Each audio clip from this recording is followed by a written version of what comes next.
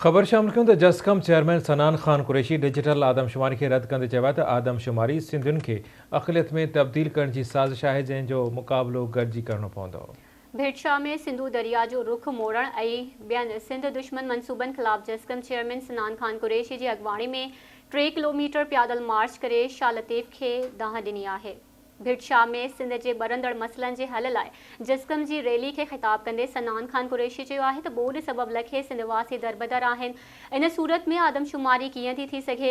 हुन चयो आहे त अञा ताईं सिंध जे ॻोठनि ऐं बनियुनि में बरसाति ऐं ॿोॾि जो पाणी बीठल आहे।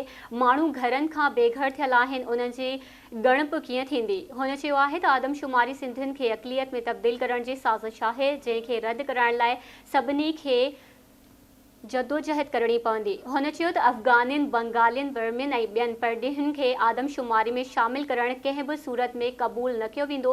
सिंध में गैर क़ानूनी तौर तरसियल समूरनि परडेहियुनि खे निकाले ॾिनी वञे।